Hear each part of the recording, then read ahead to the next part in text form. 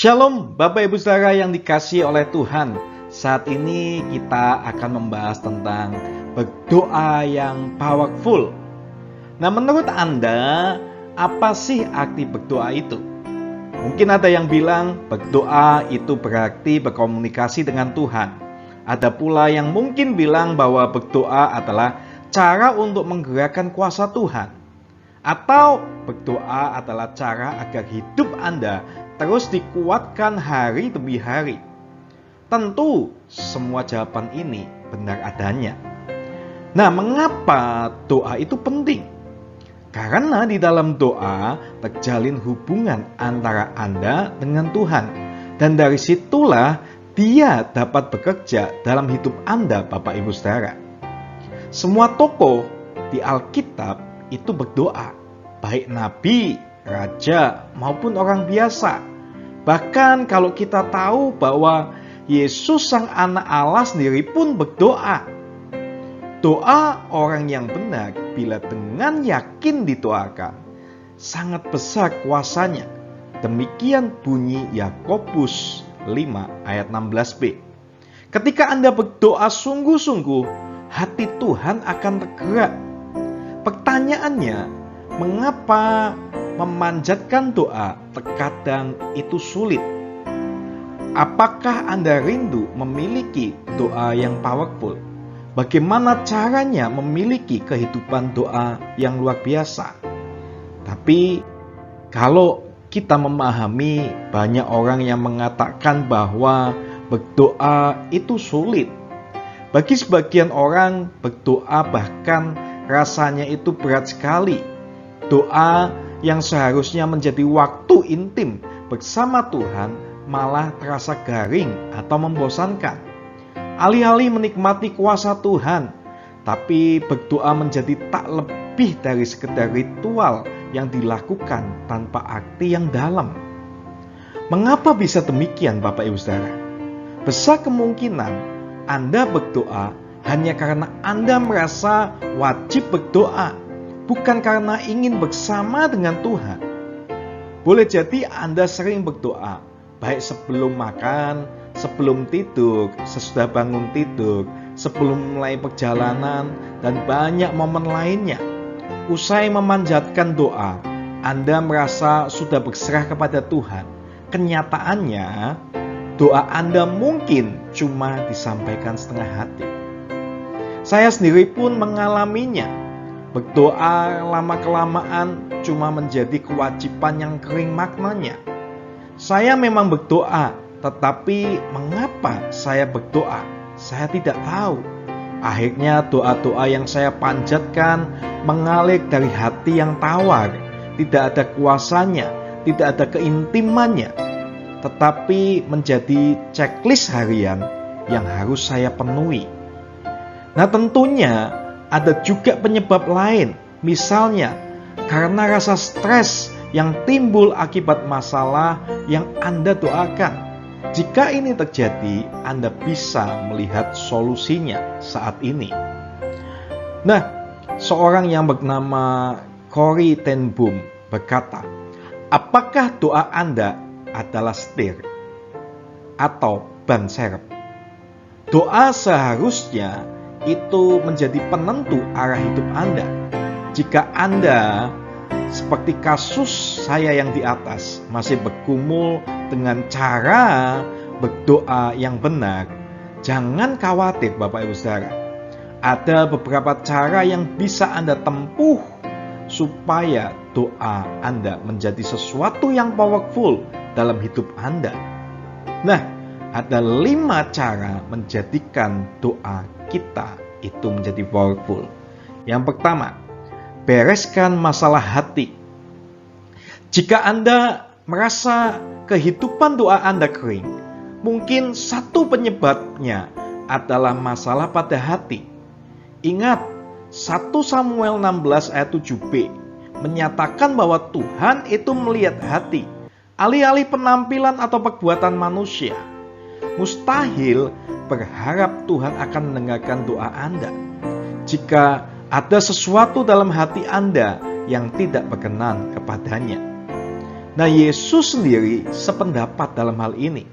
Matius 5 ayat 23-24 dikatakan, sebab itu jika engkau mempersembahkan persembahanmu di atas mezbah dan engkau teringat akan sesuatu yang ada dalam hati saudaramu terhadap engkau, tinggalkanlah persembahanmu di depan mezbah itu dan pergilah berdamai dahulu dengan saudaramu, lalu kembali untuk mempersembahkan persembahan itu. Saat berdoa, Anda mempersembahkan kerinduan, permintaan, bahkan ketakutan dan kekhawatiran Anda kepada Tuhan. Bagaimana Tuhan akan berkenan kepada Anda jika Dia tahu ada yang salah dengan hati Anda? Oleh karena itu, langkah pertama yang bisa Anda ambil adalah mengakui kesalahan atau dosa yang Anda perbuat, atau menyelesaikan konflik antara Anda dan orang lain. Tidak hanya membuat Anda merasa plong waktu Anda melakukan pemberesan itu, tapi hati Anda akan benar dan akan membuat doa Anda lebih didengar Tuhan, Bapak Ibu Saudara. Nah, yang kedua, pilih waktu berdoa yang spesifik. Anda memang bisa berdoa kapan saja dan di mana saja. Hidup rohani Anda termasuk doa, tidak melulu dibatasi waktu dan tempat. Ini sesuai dengan yang Yesus katakan kepada perempuan Samaria. Tetapi saatnya akan datang dan sudah tiba sekarang bahwa penyembah-penyembah benar akan menyembah Bapa dalam roh dan kebenaran. Sebab Bapa menghendaki penyembah-penyembah demikian. Yohanes 4 ayat 23. Akan tetapi Bapak Ibu Saudara, kebebasan ini bisa menjadi bumerang terutama dalam hal konsistensi. Jika Anda ingin hidup doa Anda menjadi luar biasa, memiliki waktu khusus untuk berdoa secara tetap dan konsisten adalah suatu keharusan. Mengapa perlu waktu yang spesifik? Adanya jadwal akan memudahkan Anda membentuk kebiasaan berdoa. Lihat saja Daniel, Bapak Ibu Saudara, yang 3 kali sehari ia berlutut berdoa serta memuji Allahnya seperti yang biasa dilakukannya. Daniel 6 ayat 10b. Spesifik dan konsisten adalah kunci hidup doa yang penuh kuasa. Anda bisa memilih waktu ketika Anda merasa yang paling nyaman untuk berdoa.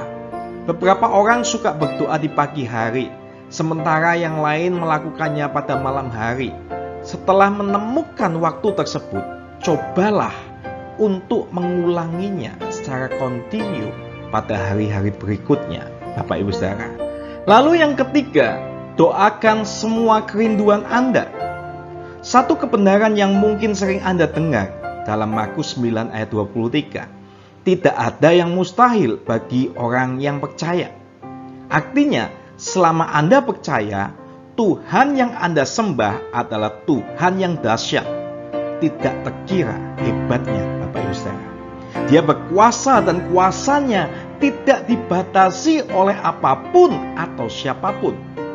Sayang, bagi kebanyakan orang percaya, kebenaran ini menjadi klise.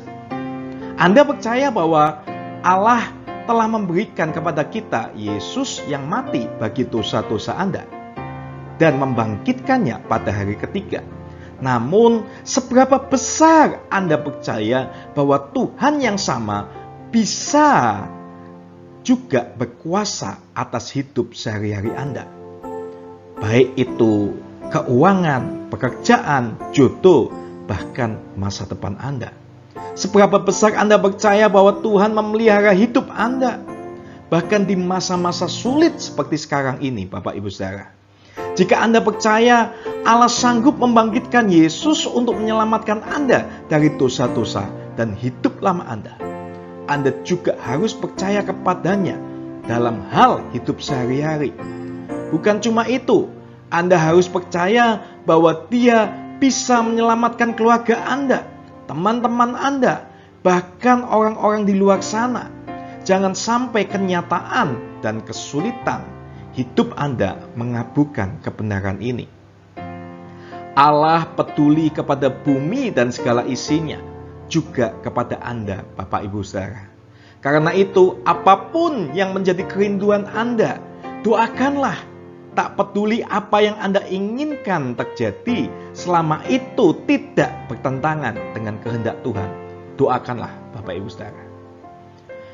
Inilah maksud Rasul Paulus ketika berpesan, janganlah hendaknya kamu khawatir tentang apapun juga, tetapi nyatakanlah dalam segala hal keinginan kepada Allah dalam doa dan permohonan dengan ucapan syukur. Filipi 4 ayat 6. Tidak ada doa yang terlalu remeh atau terlalu sulit bagi Tuhan. Jangan ragu, tetapi doakan kerinduan Anda sekarang ini, Bapak Ibu Saudara. Yang keempat, berdoalah tanpa jemu. Tidak ada yang tahu kapan waktunya Tuhan, termasuk dalam hal-hal yang kita doakan. Bisa besok, bisa tahun depan, bisa bertahun-tahun kemudian. Selama masa penantian itu, iman Anda bisa tergerus atau hilang. Anda bisa tergoda untuk mempertanyakan janji-janji Tuhan. Inilah mengapa penting sekali untuk tidak jemu dalam berdoa. Bahkan dalam keadaan yang paling tidak pasti sekalipun, Tuhan akan menjawab kita dengan syarat kita terus mencarinya dengan sepenuh hati. Ini seperti bangsa Israel setelah dibuang ke Babel. Mereka kehilangan harapan, kehilangan tanah air, dan terdampak di tanah asing. Namun, apa kata firman Tuhan? Yeremia 29 ayat 12-13. Dan apabila kamu berseru dan datang untuk berdoa kepadaku, maka aku akan mendengarkan kamu. Apabila kamu mencari aku, kamu akan menemukan aku. Apabila kamu menanyakan aku dengan segenap hatimu. Bapak Ibu Saudara, Yesus menegaskan agar kita tidak berhenti menyampaikan kerinduan kita kepada Tuhan. Apa yang harus kita perbuat? Matius 7 ayat 7-8 dikatakan seperti ini. Mintalah, maka akan diberikan kepadamu. Carilah, maka kamu akan dapat. Ketoklah, maka pintu akan dibukakan bagimu. Karena setiap orang yang meminta menerima, dan setiap orang yang mencari mendapat, dan setiap orang yang mengetuk baginya pintu dibukakan. Mintalah, carilah, ketoklah, Tuhan itu mendengar. Dan Dia peduli pada apa yang Anda butuhkan. Dia menantikan kesungguhan hati Anda dalam meminta kepadanya.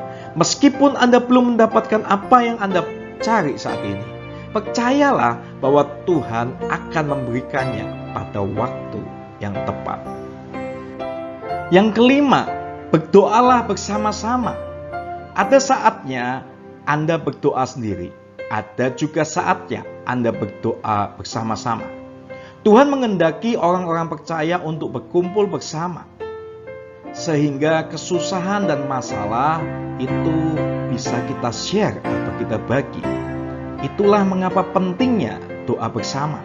Sejumlah manfaat doa bersama bisa kita lihat di dalam Matius 18 ayat 20. Menggarisbawahi hal ini. Sebab di mana 2 atau 3 orang berkumpul dalam namaku, di situ aku ada di tengah-tengah mereka. Sebagai satu kesatuan dalam tubuh Kristus, orang-orang percaya yang sepakat akan satu hal dapat menghasilkan dampak yang luar biasa. Saat menghadapi pergumulan besar, Anda bisa mengajak teman-teman seiman atau mentor Anda untuk duduk bersama dan menyampaikan doa kepada Tuhan. Selain lebih banyak orang berdoa untuk satu hal yang sama, Anda pun juga bisa lebih dekat dengan mereka yang berdoa bersama Anda. Kehadiran mereka bisa memberikan semangat sehingga Anda lebih kuat untuk menjalani hidup ini. Teruslah berdoa, Bapak Ibu Saudara. Pendek kata, berdoa dengan cara yang benar akan memberi efek yang luar biasa dalam hidup Anda.